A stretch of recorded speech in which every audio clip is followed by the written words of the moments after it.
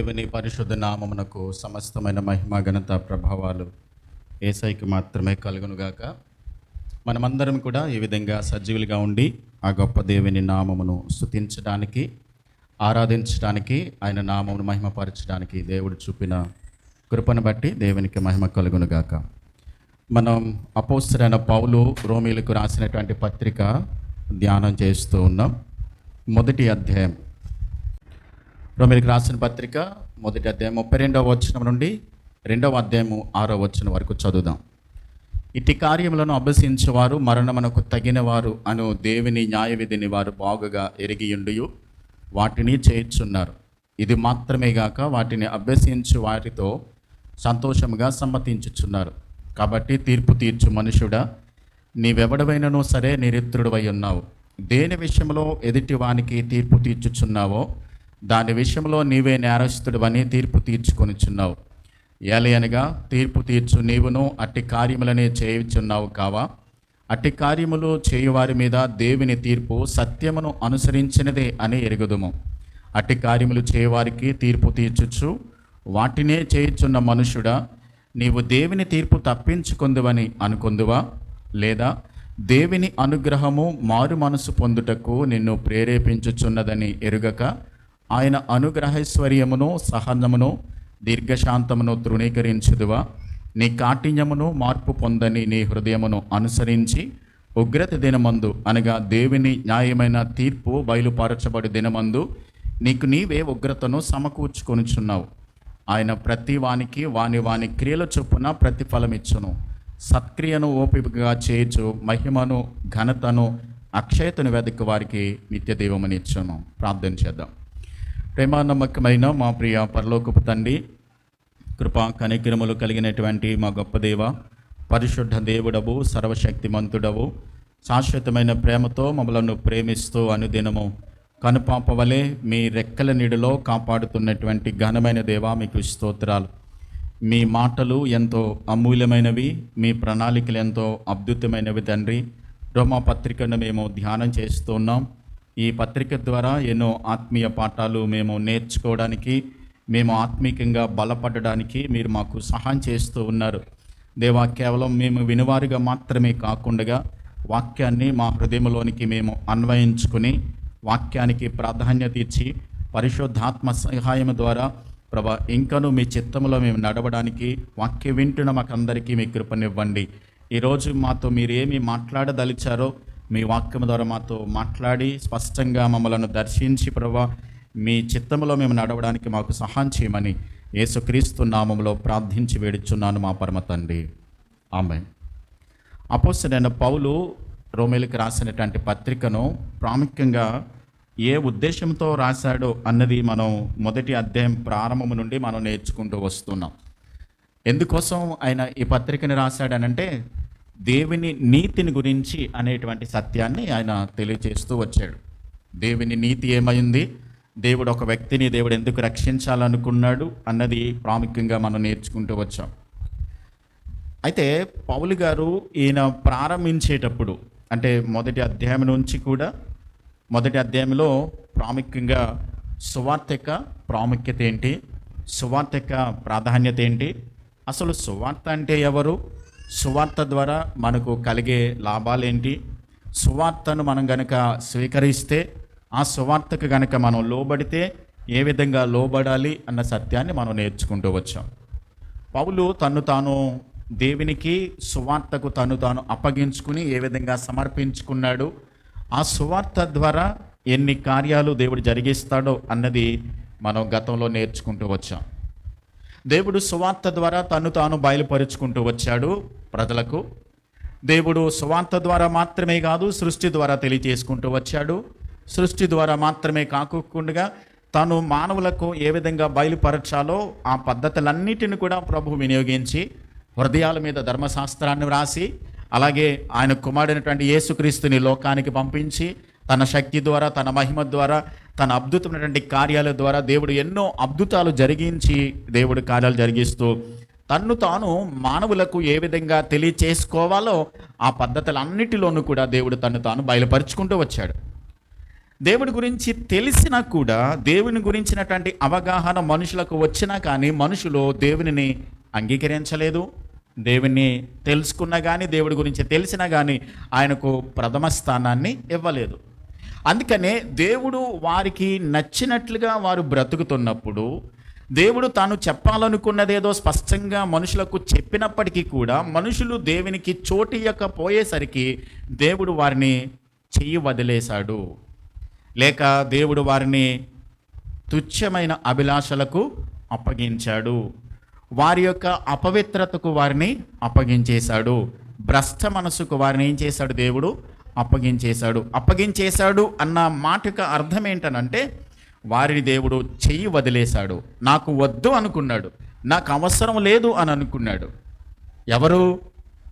తన స్వరూపములో తన పోలికలో పుట్టించి చేసిన ప్రతిది కూడా మంచిదని చెప్పిన దేవుడే మానవులకు తను తాను బయలుపరుచుకున్నప్పుడు, దేవుడు తన గురించి తాను తెలియచేసుకున్నప్పుడు, తాను గురించి తెలుసుకోవాలని దేవుడు ఆశపడినప్పటికీ కూడా మనుషులు తన గురించి తాను తెలుసుకుని కూడా ఆయనను దేవునిగా లేకుంటే ఆయనను మహిమపరచవలసిన రీతిలో మహిమపరచకుండా వారికి ఇష్టానుసారంగా చేస్తున్నప్పుడు, వారి ఇష్టానుసారంగా బ్రతుకుతున్నప్పుడు దేవుడు వారిని వదిలేశాడు అండి. దేవుడు చూపించేటువంటి ఉగ్రతలో భయంకరమైన ఉగ్రత ఏంటనంటే, కొన్ని సందర్భాల్లో దేవుడు పాపానికి తగిన శిక్షను ఇవ్వడు. ఈ మాట గుర్తించాలి. అన్ని సందర్భాల్లో దేవుడు చేసిన పాపానికి తగిన శిక్షనివ్వడు. ఆయన ఏం చేస్తాడనంటే ఆ శిక్షకు వాళ్ళని అప్పగించేసి వదిలేస్తాడనమాట. ఇక వాళ్ళు ఆ పాపంలో బ్రతుకుతూ, ఆ పాపంలోనే జీవిస్తూ, ఆ పాపంలోనే ఇంకేం చేస్తారు? వాళ్ళు నశించిపోతారు అన్నది దేవుని యొక్క మహా ఉగ్రతలో, తీవ్రమైనటువంటి ఆయన కోపంలో దేవుడు చేసేటువంటి ఒక ప్రాముఖ్యమైనటువంటి పని ఏంటంటే, ఆయన మనుషులను దేవుడు వదిలేయడం మాత్రమే కాదు, దేవుడు వారిని వదిలేసిన తర్వాత 21 రకాలైనటువంటి పాపాలకు వారు ఏమైపోయారు? బానిసలు అయిపోయారు. గత వారం 21 పాపాల యొక్క లిస్ట్ ఏంటో, వాటి యొక్క అర్థం ఏంటో, ఆ పాపం యొక్క విధానం ఎలా ఉంటుంది అన్నది గత వారం మనం నేర్చుకుంటూ వచ్చాం కదండి. గత వారం 21 పాపాల గురించి మనం మనిషిలో ఉండేటువంటి ఒక దారుణమైన, ఒక దుష్టమైనటువంటి హృదయం, ఒక వ్యక్తి యొక్క హృదయం దేవుడు వదిలేస్తే ఎలా మనుషులు వెళ్ళిపోతారో, ఎలా మనుషులు మారిపోతారో అన్నది గత వారం మనం నేర్చుకున్నాం. ఈ వారం మరికొన్ని విషయాలు మనం నేర్చుకోబోతున్నాం. చాలా ప్రాముఖ్యమైన సత్యాలు దేవుడు మనకి ఈ గ్రంథంలో రాసిపెట్టి ఉంచాడు. 32వ వచనంలో మళ్ళా చదువుదాం. ఇటు కార్యములను, ఏ కార్యాలు? ఆ పై వచనాల్లో అంటే 28వ వచనము నుండి 31వ వచనం వరకు రాసినటువంటి 21 రకాల పాపాల జాబితాలో ఆ పాపాలన్నీ కూడా, ఆ కార్యములను అభ్యసించేవారు మరణమునకు తగినవారు అను దేవుని న్యాయ విధిని వారు బాగుగా ఎరిగి ఉండి కూడా వాటిని ఏం చేస్తూ ఉన్నారు. అయితే ఇలాంటి వాటిని చేసేటువంటి వారికి, పైన ఉన్నటువంటి 21 పాపాలు చేసే వారికి ఇది వారికి మరణానికి నడిపిస్తుందని కూడా వారికి తెలుసు. ఏ మరణము? భౌతిక సంబంధమైన మరణం కాదు. ఈ భౌతిక సంబంధమైన మరణం అందరికీ సంభవిస్తుంది. ఆదాము పాపం చేసిన దాన్ని బట్టి అందరికీ కూడా మరణము సంప్రాప్తమాయను అనే సత్యవాక్యం చెప్తుంది.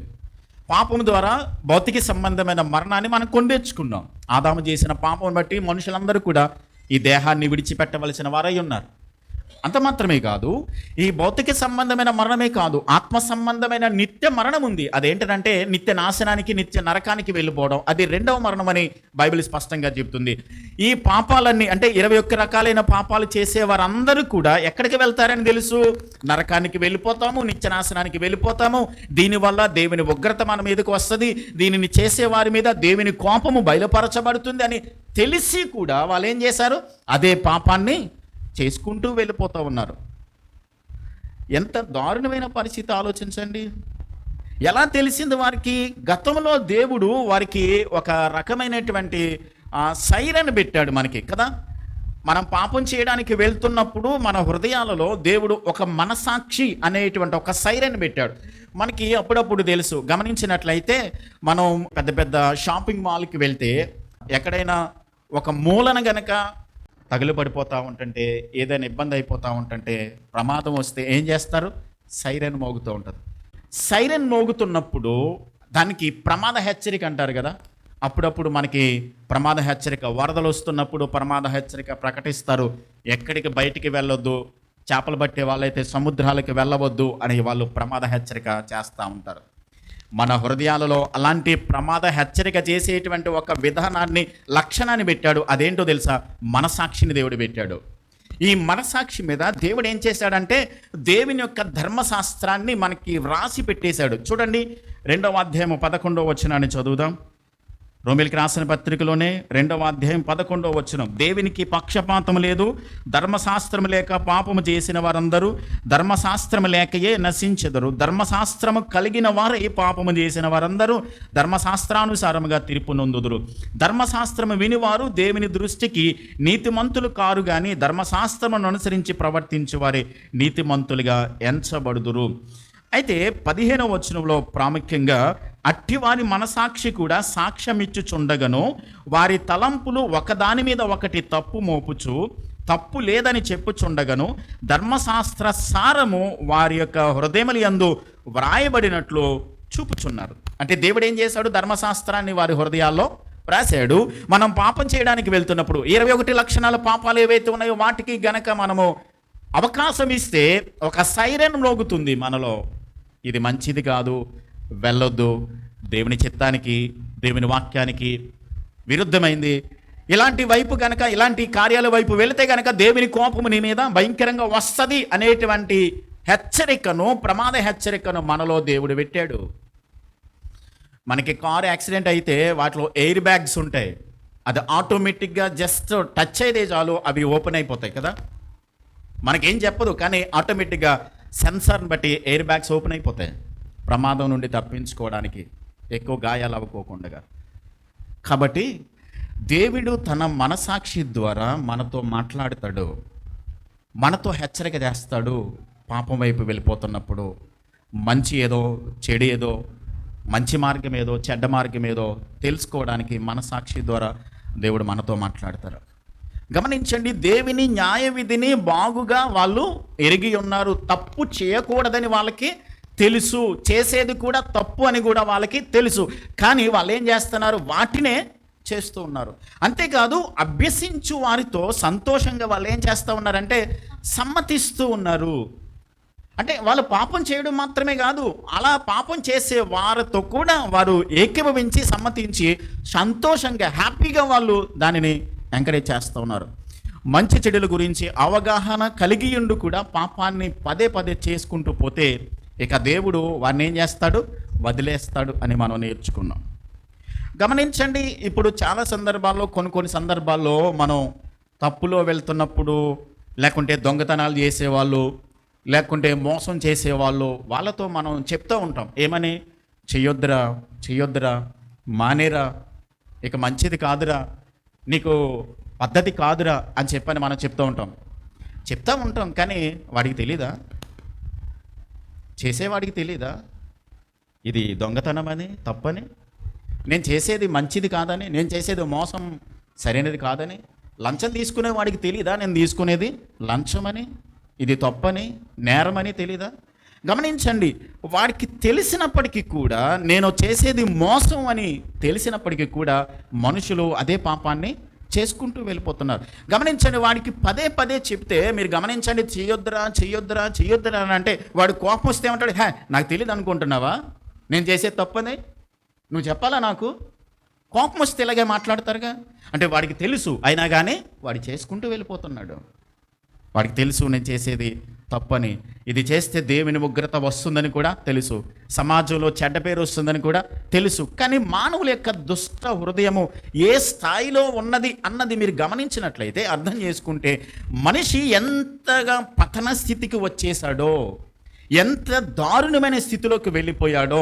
దేవునికి దూరం అయిపోతే ఒక వ్యక్తి, దేవుని దగ్గరకు రాకపోతే ఆ వ్యక్తి ఏ విధంగా మారిపోతాడో, సమాజానికి నష్టాన్ని కలిగించేవాడుగా, తనకే హాని చేసుకునే స్థితిగా, దేవుని ఉగ్రత కావాలని కొని తెచ్చుకునేటువంటి స్థాయికి మానవుడు వెళ్ళిపోతాడన్నది మనిషి యొక్క హృదయం ఇక్కడ మనకు రోమపత్రికలు అర్థమవుతా ఉంది. 32వ వచనంలో ప్రాముఖ్యంగా ఏం చెప్తాడంటే, ఇట్టి కార్యములను అభ్యసించువారు మరణమునకు తగినవారు అని దేవుని న్యాయ విధిని కూడా వారు బాగుగా ఎరిగి ఉండి కూడా వాటిని చేసుకుంటూ వెళ్ళిపోతున్నారు. వాళ్ళ మాటలు ఎలా ఉంటాయంటే, కొంతమంది వాళ్ళ జీవితాల్లో నేను తప్పు చేసుకుంటూ వెళ్ళిపోతున్నాను, నేను ఎవరికి దొరకను, తప్పు చేసినా సరే నేను ఎవరికి దొరకను, నేను చాలా తెలివైన వాడిని, నేను ఎంతవరకు తప్పించుకున్నాను, ఇంకా తప్పించుకుంటూ వెళ్ళిపోతానని చెప్పుకుంటూ ఉంటారు. కానీ గమనించినట్లయితే ఒకవేళ 5 సార్లు తప్పించుకున్నాడేమో, 6వసారి దొరికిపోతాడు ఖచ్చితంగా. ఒకవేళ 10 సార్లు తప్పించుకుంటూ వెళ్ళిపోయాడేమో, కానీ 11వసారి ఖచ్చితంగా దొరికిపోతాడు. సమ్మతించుచున్నారు అనేటువంటి మాటను ఇక్కడ పౌలు గారు వాడాడు. సమ్మతించటం అంటే దాని అర్థం ఏంటనంటే, మనిషికి దేవుని తీర్పు అన్నా కానీ, మరణం అన్నా కానీ భయం లేకుండా బరి తెగించి పాపం చేయడం అన్నమాట. సమ్మతించడం అంటే దాని అర్థం ఏంటనంటే, నీవు నా మీదకి ఉగ్రతను రప్పించాలనుకుంటున్నావా, నీ ఉగ్రత నీ కోపము నాకేమీ లెక్కలేదు, మరణమన్నా నాకు భయం లేదు, నేను చేసుకుంటూ వెళ్ళిపోతాను అన్నట్టుగా బరి తెగించి మానవులు పాపం చేయడం, ఇది చాలా దారుణమైన విధానం. సమ్మతించడం, వాళ్ళతో ఏకీభవించడం, వాళ్ళతో కలిసిపోవడం, వాళ్ళు చేసేటువంటి పాపాలను బట్టి వారిని ఎంకరేజ్ చేయడం, తప్పును ప్రోత్సహించడం అన్నది వాళ్ళు చేస్తూ ఉన్నారు. ఒక మాట చదువుదాం, కీర్తన గ్రంథం 50వ కీర్తన 17వ వచనాన్ని చదువుదాం. సామ్ 50:17 చదువుదాం. కీర్తన గ్రంథము 50వ కీర్తన 17వ వచనములో వాక్యం ఇలా చెప్తా ఉంది. 17వ వచనం, దిద్దుబాటు నీకు అసహ్యము కదా, నీవు నా మాటలను వెనుకకు త్రోసివేసెదవు, నీవు దొంగను చూసినప్పుడు వానితో ఏకీభవించదవు, వ్యభిచారులతో నీవు సాంగత్యం చేసేదవు, కీడు చేయవలని నీవు నోరు తెరుచుచున్నావు, నీ నాలుక కపటము కల్పించుచున్నది, నీవు కూర్చుండి నీ సహోదరుని మీద కొండములు చెప్పుచున్నావు, నీ తల్లి కుమారుని మీద అపనిందలు మోపుచున్నావు, ఇట్టి పనులు నీవు చేసినను నేను మౌనినై ఉంటిని, అందుకు నేను కేవలము నీ వంటి వాడనని నీవు అనుకుంటివి, అయితే నీ కన్నుల ఎదుట నీ సంగతులను నేను వరుసగా ఉంచి నిన్ను గద్దించెదను, దేవుని మరచు వారులారా దీన్ని యోచించుకునుడి, లేని ఎడల నేను మిమ్మను చీల్చివేయుదును, తప్పించి వాడెవడనో లేకపోవును. దేవుడు చెప్తూనే వచ్చాడు, దిద్దుబాటు నీకు అసహ్యమే కదా. గమనించండి, మనసాక్షి ద్వారా దేవుడు మాట్లాడుతుంటాడు కదా, నువ్వు చేసేది తప్పని. కేవలం నేను మాట్లాడుతున్నది దేవుని ఎరగనటువంటి ప్రజలు మాత్రమే కాదు, దేవుని అంగీకరించి దేవుని రాజ్యంలో చేర్చబడి కూడా, దేవుడంటే తెలిసి కూడా, ఇంకా దేవుని సంఘానికి వస్తూ కూడా పాపంలో బ్రతికేటువంటి వారికి దిద్దుబాటు నీకు అసహ్యం కదా, నీవు నా మాటలను నీ వెనుకకు త్రోసివేసేదవు. నిజానికి తప్పు గురించి ఎవరైనా మాట్లాడితే, ఎవరైనా చేసేది తప్పు, నువ్వు చేసేది మంచిది కాదు అని చెప్తే, అరే నిజమే కదా, నేను చేసేది తప్పు అని నేను గ్రహింపు నాకు రాలేదు కాబట్టి నువ్వు చెప్పావు, నా తప్పేదో నేను తెలుసుకునేలాగా, నాకు అర్థమయ్యేలాగా నాకు బోధ చేశావు కాబట్టి చాలా నీకు థ్యాంక్స్ అని చెప్పే మనుషులు ఉన్నారా?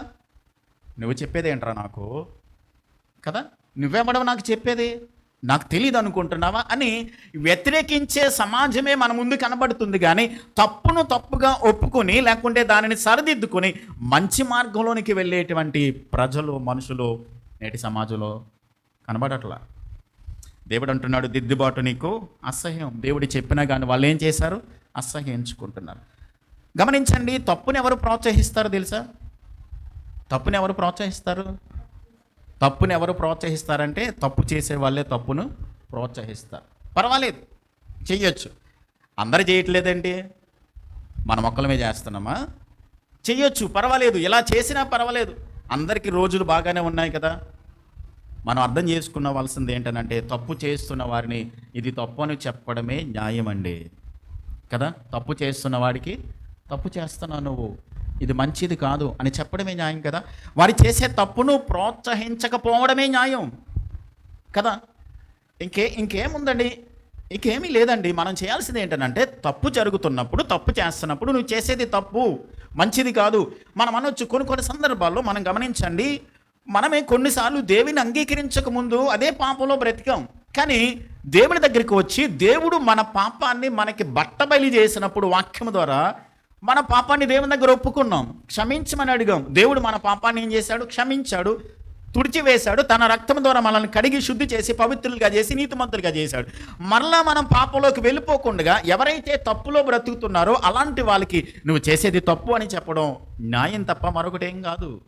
చెప్పాల్సినటువంటి అవసరత ఉంది. కొన్నిసార్లు మనం ఏం చేస్తామంటే తప్పును ప్రోత్సహిస్తూ ఉంటాం. ఎలాగంటే మీరు గమనించండి, చిన్నప్పుడు చిన్నపిల్లలకి తల్లిదండ్రులే బూతులు నేర్పిస్తారు. అమ్మమ్మని తిట్టరా, నాయనమ్మని తిట్టరా, నేర్పించలేదా? అలాంటి వాళ్ళని చూడలేదా? ఈ మాటను అంటే అలా ఆ వచ్చి రాని మాటలతో, నత్తి మాటలతో వాడు ఏదో బూతు మాటలు పలికితే వాడిని అత్తనో మామనో మామయ్యనో ఎవరినో ఆంటీనో తిడితే వీళ్ళకి సంతోషం అనమాట. గమనించండి, ఇండైరెక్ట్గా మీరు ఏం చేస్తున్నారు? తప్పును నేర్పించేస్తున్నారు. చిన్నప్పుడే నేర్పించాల్సిందేంటి? బాలుడు నడవవలసిన త్రోవను వాడికి నేర్పాలి. చిన్ననాటి నుండి దేవుని ధర్మశాస్త్రాన్ని, వాక్యాన్ని నేర్పించాలి. కానీ చిన్నప్పుడే మనం ఏం చేస్తామంటే బూతులు నేర్పిస్తాం. నాకు తెలిసి చిన్నప్పుడు వాళ్ళ తాతలు వాళ్ళ పిల్లలకి కళ్ళు తాగించేవారు. వాళ్ళు సిగరెట్ కాలిస్తే పట్టుకొచ్చి కొంచెం కొంచెంగా వాడిని తాగమని చెప్పేవారు. అంటే వాళ్ళకి అర్థం ఏంటనంటే ఇదేదో పెద్ద అంటే గ్రేట్గా ఫీల్ అవ్వడం అనమాట. నేనేదో మంచి చేస్తున్నాను అన్నట్టుగా. కానీ ఒక మాట ఏంటంటే చిన్నప్పుడే పిల్లలకు తప్పును అలవాటు చేస్తున్నారు. వాడు చేసుకుంటూ వెళ్తే ఒక మాట నేను జ్ఞాపకం చేస్తాను. చిన్నప్పుడు నువ్వు బూతులు నేర్పించావు, పెద్దవాడైన తర్వాత వాడు ఎవరిని తిడతాడో తెలుసా? తిరిగి నిన్నే తిడతాడు. వాడు తాగొచ్చి ఎవరిని తన్నుతాడో తెలుసా? పెద్దవాడైన తర్వాత. అదే నేర్పించాల్సిన వయసులో నేర్పించాల్సిన పద్ధతి మానేసి, నేర్పించాల్సిన విధానం మానేసి వేరే వేరే వాటిని నేర్పిస్తున్నా. గమనించండి, మనం కూడా తప్పును ప్రోత్సహించట్లేదా? గమనించండి, ఆలోచించండి, ప్రశ్నించుకుందాం. కాబట్టి చాలా జాగ్రత్తగా మనమే చెక్ చేసుకోవాలి. అందుకనే వాక్యం చెప్తా ఉంది 32వ వచనములో, ఇట్టి కార్యములను చేయవారు దేవుని మరణమునకు తగినవారు అని శాసనాన్ని, దేవుని న్యాయ విధిని తెలుసు కూడా వారు వాటితో సంతోషిస్తున్నారు, వాటిని చేసేవారితో సమ్మతిస్తూ ఉన్నారు అనే సత్యాన్ని వాక్యం మనకి స్పష్టంగా చెప్తుంది. ఇక 2వ అధ్యాయానికి వచ్చేసరికి అదే కంటిన్యూషన్. ఆయన ఏమీ మార్చలేదు, కానీ అదే టాపిక్ని కంటిన్యూ చేస్తూ ఉన్నాడు. కాబట్టి అనే మాటను వాడాడు. ఇది కంజంక్షన్ అని చెప్పి మనం నేర్చుకున్నాం. దేర్ ఫోర్ అనేటువంటి పదాన్ని వాడుతూ ఆయన ఏమన్నాడంటే, పైన చెప్పాడు 21 పాపాలు చేసేటువంటి వాళ్ళతో సమ్మతిస్తున్నారు, వాటితో సంతోషిస్తున్నారు, వాటిని చేస్తున్నారు. వాటిని చేస్తూ కాబట్టి తీర్పు తీర్చు మనుషుడా, నీవెవడవైనను సరే నిరుత్తరుడవై ఉన్నావు. ఇతరులకు తీర్పు తీరుస్తూ ఉన్నారు. నీవు తప్పు చేయదని చెప్పాలంటే గమనించండి, వాళ్ళు తప్పు చేస్తూ కూడా, వాళ్ళు తప్పులో బ్రతుకుతూ కూడా ఎదుటి వాళ్ళకి ఏమని చెప్తున్నారు? వీళ్ళు తప్పు చేయొద్దని చెప్తున్నారు. తీర్పు తీర్చు మనుషుడా, నీవెవడవైనను సరే నిరుత్తరుడవై ఉన్నావు. దేని విషయంలో ఎదుటివానికి తీర్చుచున్నావో దాని విషయంలో నీవే నేరస్తుడవని తీర్పు తీర్చుకొనుచున్నావు. అంటే గమనించండి, తీర్పు తీర్చేటువంటి మనుషులు అంటే ఇక్కడికి ఏ స్థాయికి వచ్చారని అంటే, ఎదుటివాడు తప్పు చేస్తున్నప్పుడు దానితోనే ఏకీభవిస్తున్నారు, అదే పాపాన్ని చేసుకుంటూ వెళ్ళిపోతున్నారు. ఎవరైనా తప్పు చేసే వాళ్ళు కనబడుతుంటే వీళ్ళు ఏం చేస్తున్నారు తెలుసా? వాళ్ళకి తీర్పు తీరుస్తున్నారు. ఏమని? నువ్వు చేసేది తప్పు, వీడు చేసేదే అసలు తప్పు, వీడు తప్పులోనే ఉన్నాడు, కానీ ఎదుటివాడు తప్పులో ఉంటే మాత్రం వాడికి ఏం చెప్తున్నాడు? నువ్వు చేసేది తప్పు అని అన్నాడు. ప్రభు కొన్ని మాటలు చెప్పాడు. ఒకసారి మత్తయి సువార్తకి వెళ్దాం, 7వ అధ్యాయం. Matthew chapter 7 1-5 versus. మత్తయి సువార్త 7వ అధ్యాయం 1-5 వచనాలు. మీరు తీర్పు తీర్చకడి. ప్రభువు కొండ మీద పలికినటువంటి ప్రసంగంలో చెప్తున్నటువంటి మాటలు. మీరు తీర్పు తీర్చకడి, అప్పుడు మిమ్మల్ని గూర్చి తీర్పు తీర్చబడదు. మీరు తీర్పు చొప్పుననే మిమ్మల్ని గూర్చి తీర్పు తీర్చబడను. మీరు కొలుచు కొలత చొప్పుననే మీకును కొలబడును. నీ కంటిలోనున్న దూలము నెంచక నీ సహోదరుని కంటిలోనున్న నలుసును చూచుటేయాలా? నీ కంటిలో దూలముండగా నీవు నీ సహోదరుని చూచి నీ కంటిలోనున్న నలుసును తీసివేయనిమ్మని చెప్పనేలా? వేషధారి, మొదట నీ కంటిలోనున్న దూలమును తీసివేసుకునము, అప్పుడు నీ సహోదరుని కంటిలోనున్న నలుసును తీసివేయటకు నీకు తేటగా కనబడును. వాడి కంటిలో ఏముంది? ఎదుటివాడి కంటిలో నలుసు మాత్రమే ఉంది. కానీ వీడేం చేస్తున్నాడు? ఎదుటి వాని కంటిలో ఉన్నటువంటి నలుసును గమనించండి. ఒక వేలు ఇట్లా చూపిస్తున్నానని అంటే 4 వేలు నా వైపే చూపిస్తున్నాయి అనేది అర్థం చేసుకోవాలి. తీర్పు తీర్చు మనుషుడా, నీవెవరవైనాను సరే నిరుత్తరుడవై ఉన్నావు. దాని అర్థం ఏంటనంటే నువ్వు ఇంకేమి సమాధానం చెప్పలేవు. నీలోనే తప్పులు ఉన్నాయి, నీలోనే పొరపాట్లు ఉన్నాయి, నీలోనే పెద్ద దూలం కనబడుతుంది. ఎదుటి వాళ్ళ కంటిలో ఉన్నటువంటి నలుసును తీయడానికి ప్రయత్నం చేస్తున్నావు అని చెప్పని ఇక్కడ వాక్యంలో మనం చూస్తున్నాం. నిజానికి తప్పు చేస్తున్న వ్యక్తికి ఎవరైనా చెబితే లేక లేఖనాల ద్వారా అర్థమైతే తప్పును ఒప్పుకొని ఏం చేయాలి? పశ్చాత్తాపడాలి కదా. నిజంగా ఎవరైనా మన తప్పు గురించి చెప్పారనుకోండి, నిజంగా మన తప్పు గురించి ఎవరైనా మాట్లాడారనుకోండి, బ్రదర్ మీరు పలానా పొరపాటులో ఉన్నారు, పొరపాటు చేస్తున్నారని చెప్పారనుకోండి, నిజంగా దేవుని మనసాక్షి కలిగిన వాడైనట్లయితే, దేవుని ఆత్మచేత స్పందింపబడిన వ్యక్తి అయితే కనుక ఏం చేస్తాడు? నిజమే బ్రదర్, పలానా తప్పు నాలో ఉంది, నేను గ్రహించలేకపోయాను, నాకు తెలిసింది కాబట్టి నేను ఒప్పుకుంటానని దేవుని దగ్గరికి వచ్చి పశ్చాత్తాపడడానికి బదులుగా వీళ్ళేమంటున్నారు తెలుసా? నువ్వెవరో నాకు చెప్పడానికి, నువ్వెందుకు నాకు చెప్తాను అంటున్నారు. నిజానికి ఏం చేయాలి? తప్పులో నడుస్తుంటే ఇది నాకు తప్పు అని అర్థం కాలేదు కాబట్టి నువ్వు వచ్చి చెప్పావు కాబట్టి నాకు అర్థమైంది కాబట్టి వ్యక్తిని మనం ఏం చేయాలి? మెచ్చుకోవాలి. కానీ వాళ్ళు తీర్పు తీరుస్తూ ఉన్నారు, అదే తప్పుని చేస్తూ అదే తప్పులో కొనసాగుతూ వాళ్ళు తీర్పు తీరుస్తున్నారు. ఎదుటి వానికి తీర్పు తీర్చేవారు ఎవరైనా సరే వారి తీర్పును వారే, ఒక ఆయన ఏమంటాడంటే, ఎదుటి వారికి తీర్పు తీర్చే ప్రతి ఒక్కడు కూడా తన తీర్పును తన చేతులతో తానేం చేసుకుంటున్నాడంటే వ్రాసేసుకుంటున్నాడు. నాలో పెద్ద తప్పు పెట్టుకుని, నాలో పెద్ద పొరపాటు పెట్టుకుని, తప్పు చేయొద్దు లేకుంటే పొరపాటు చేయొద్దు అని చిన్న చిన్న పొరపాట్లు చేసే వాళ్ళని సరిదిద్దడానికి ప్రయత్నం చేస్తే నా తీర్పును నేనే నా చేతులారా రాసేసుకుంటున్నాను. తప్పులో ఉండి కూడా నేను ఎదుటి వానికి తీర్పు తీరుస్తున్నానండి. దాని అర్థం ఏంటో తెలుసా? దేవుని ఉగ్రతను నా మీదకి నేను కొందెచ్చుకుంటున్నాను, రాసుకుంటున్నాను. ఇక్కడ గమనించవలసింది ఏంటంటే, ఎదుటి వారికి తీర్పు తీర్చేవారు ఎవరైనా సరే మొదటిగా వాళ్ళు తీర్పు తీరుస్తున్నారండి. దాని అర్థం ఏంటంటే వాళ్ళు ఎవరన్నమాట? స్వనీతి పరులు. వాళ్ళ స్వంత నీతితో మేము చేసేదంతా కరెక్ట్, మేము చేసేదంతా పర్ఫెక్ట్, మేము చాలా మంచి వాళ్ళం, మేము చాలా పర్ఫెక్ట్ అంటే ఎదుటి వాళ్ళ తప్పులు ఎంచుతున్నారని దాని అర్థం ఏంటంటే మేము సరిగానే ఉన్నాము అని అనుకుంటున్నారు వాళ్ళు. నిజానికి వాళ్ళేంటి? వాళ్ళ జీవితాల్లో కూడా ఏముంది? తప్పులు ఉన్నాయి, పొరపాట్లు ఉన్నాయి. మన బైబిల్ గ్రంథంలో చూస్తే పరిసయ్యుడు, సొంకరి, ఎవరు తీర్పు తీర్చేవాడు? పరిసయ్యుడు. వెళ్ళాడు, తన గురించి తానే చెప్పుకుంటూ ఉన్నాడు.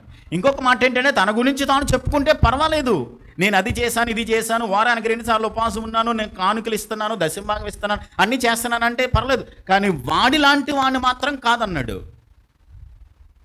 అసలు వాడి లాంటి వాడిని కాదు నేను చాలా పర్ఫెక్ట్ అన్నాడు.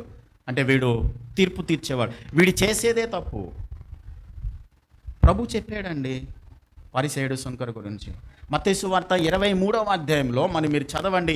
అయ్యో వేషధారులైన శాస్త్రులారా, పరిసయ్యులారా, మీరు సున్నము కొట్టిన సమాధులను పోలి ఉంటారు. లోపల మాత్రం, పైకి మాత్రం అంతా కూడా పాలరాతితో చక్కగా పెయింట్ వేసి అలంకరించి ఉంటుంది, కానీ లోపల తెరిచి చూస్తే అంతా కంపు కొడుతూ ఉంటుంది.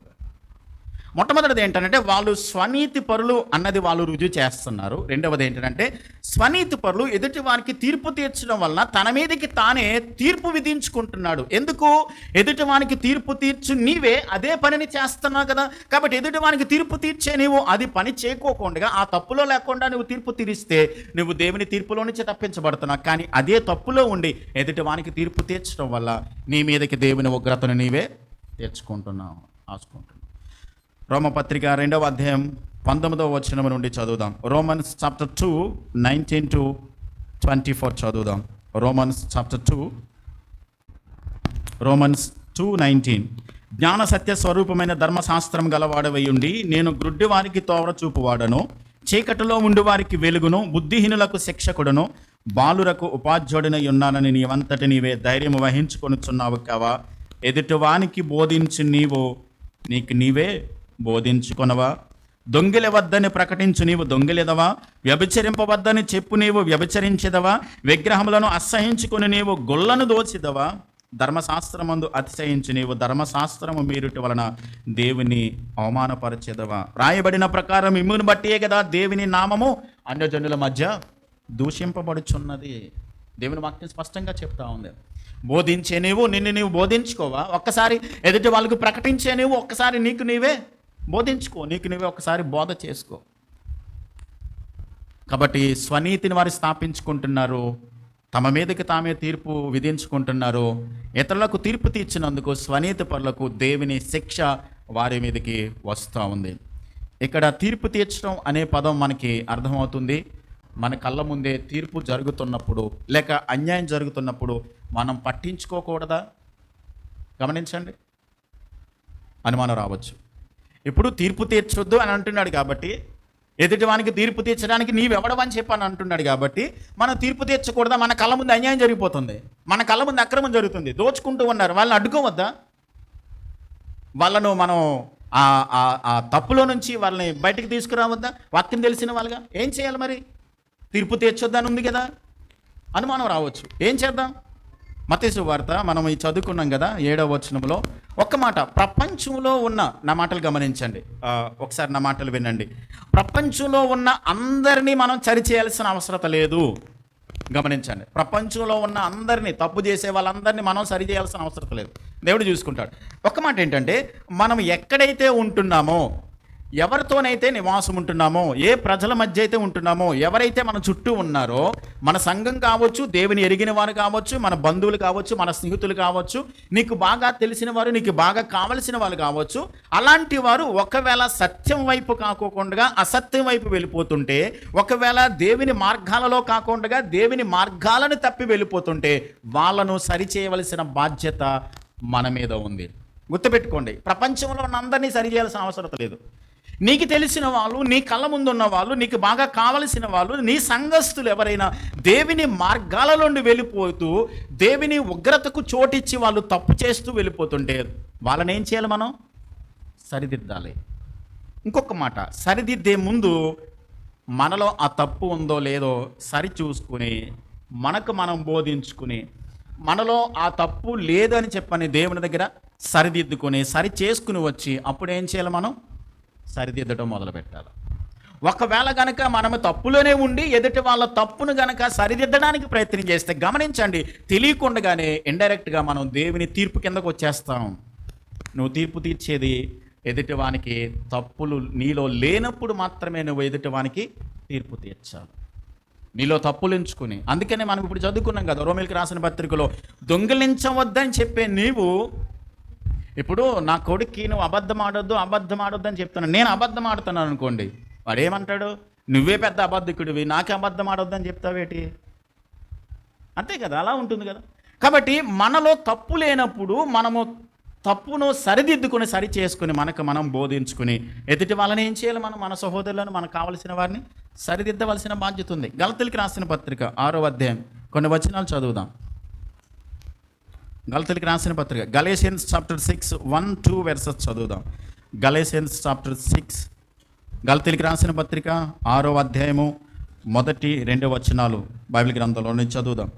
సహోదరులరా, ఒకడు ఏ తప్పిదములోనైనను చిక్కుకొని ఎడల ఆత్మ సంబంధులైన మీలో ప్రతివాడు తాను శోధింపబడునేమో అని తన విషయమై చూచుకొనుచు సాత్వికమైన మనసుతో అట్టివానిని మంచి దారికి ఏం చేయాలి? తీసుకొని రావాలి. ఈ బాధ్యత ఎవరిది? సహోదరులు అనబడినటువంటి వారు. నిజంగా మనం దేవుని వాక్యానుసారంగా జీవిస్తూ, వాక్య పద్ధతిలో నడుచుకుంటూ, వాక్య విధానంలో జీవిస్తూ, సత్యంలో నిలిచి ఉండి అసత్యంలో నడుచుతున్నటువంటి వారు. ఒకవేళ సహోదరులు ఎవరైనా తప్పిపోయారు, సహోదరులు ఎవరైనా దేవుని వాక్యానికి విరుద్ధంగా జీవిస్తూ ఉన్నారు, సహోదరులు ఎవరైనా ఒకవేళ పాపంలో పడిపోయారు, వాళ్ళకి ఏం చేయాలి? మనం హెచ్చరిక చేయాలి. ఒకని భారంలో ఒకడేం చేయాలి? భరించాలి. ఏ తప్పిదములైనా చిక్కుకున్న ఎడల వారిని ఆత్మ సంబంధులైన మీరు కూడా శోధింపబడుకోకుండా మిమ్మల్ని మీరు సరిదిద్దుకొని అతని విషయం ఏం చేయాలి? అట్టి వానిని మంచి దారిలోనికి తీసుకుని రావాలి. రోమీయులకు రాసిన పత్రిక 14వ అధ్యాయం 1వ వచనం, రోమన్స్ 14:1 చదువుదాం. రోమీయులకు రాసిన పత్రిక 14వ అధ్యాయము 1వ వచనం, రోమన్స్ చాప్టర్ 14 వెర్స్ 1 చదువుదాం.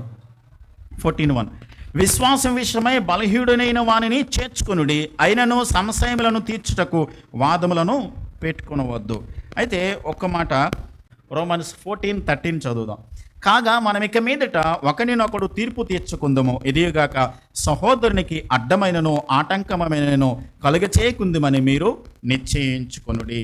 కాబట్టి మనము సహోదరులకు తీర్పు తీర్చే విధానంలో తీర్పు తీర్చకూడదు అని వాక్యం చెప్తుంది. తీర్పు తీర్చడం దేనిని బట్టి? మనలో తప్పు ఉన్నప్పుడు, మనలో పొరపాట్లు ఉన్నప్పుడు, మనలో బలహీనతలు ఉన్నప్పుడు, మనలో అవిధేయత ఉన్నప్పుడు ఎదుటి వానికి తీర్పు తీర్చకుండా మనం సరిదిద్దుకుని చక్కబెట్టుకుని, ఒకవేళ మనం సరైన మార్గంలో నడుస్తూ ఉన్నప్పుడు, మంచి దారిలో మనం వెళ్తున్నప్పుడు, మన సహోదరులు ఎవరైనా, మనకు తెలిసిన వాళ్ళు ఎవరైనా దారి తప్పిపోతుంటే వాళ్ళకి ఏం చేయాలి? మనం మంచి దారిలోనికి తీసుకుని వచ్చేవారుగా ఉండాలి. 15వ అధ్యాయం 1వ వచనం, రోమన్స్ 15:1 కూడా కాగా బలవంతులైన మనము మనలను మనమే సంతోషపరచుకొనక బలహీనుల దౌర్భమ్యములను భరించుటకు బద్ధులమై ఉన్నాము. తన పొరుగు వానికి క్షేమాభివృద్ధి కలిగినట్లు మనలో ప్రతివాడును మేలైన దాని యందు అతనిని ఏం చేయాలి?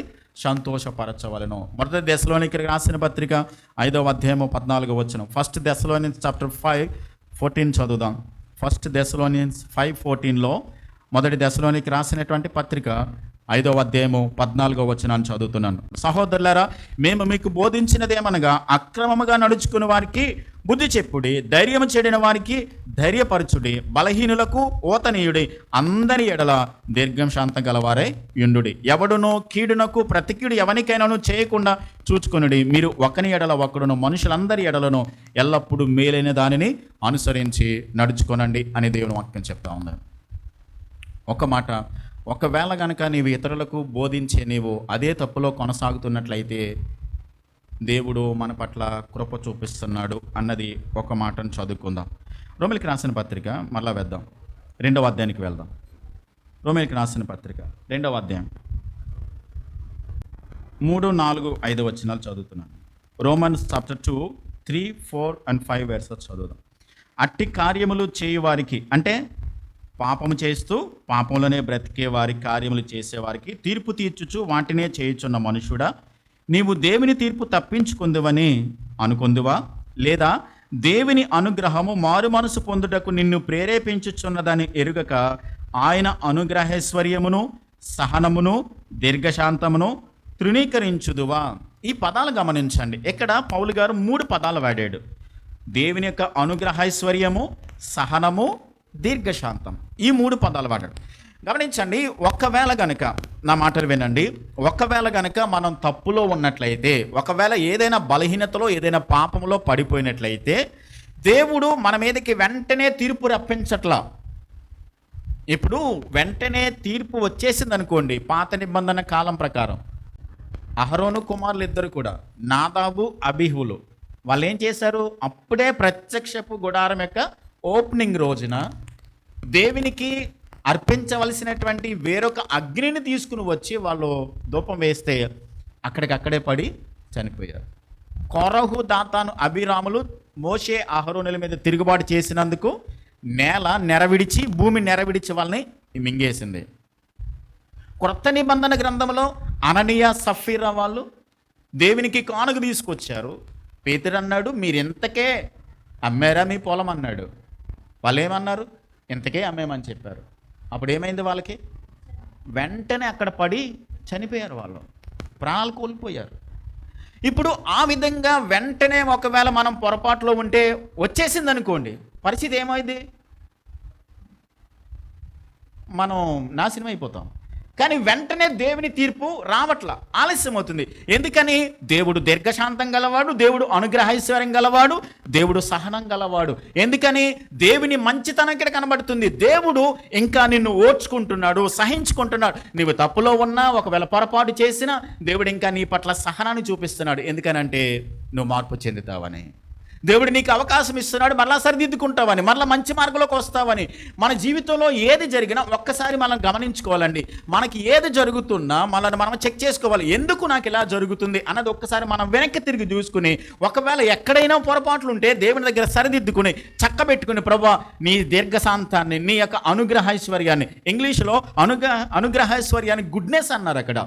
దేవుడు మంచితనాన్ని, దేవుడు మన పట్ల కనికిరాన్ని, దీర్ఘశాంతాన్ని చూపిస్తున్నాడు. ఎందుకని? సరిదిద్దుకుంటామని. ఒకవేళ సరిదిద్దుకోవడానికి నీకు అవకాశం ఇచ్చినా సరే, కింద వచనం చదువుదాము. మనం చదువుకున్నట్లయితే 5వ వచనం, నీ కాఠిన్యమును మార్పు చెందని నీ హృదయమును అనుసరించి ఉగ్రత దినమందు, అనగా దేవుని న్యాయమైన తీర్పు బయలుపరచబడు దినమందు నీకు నీవే ఉగ్రతను ఏం చేస్తా ఉన్నావు?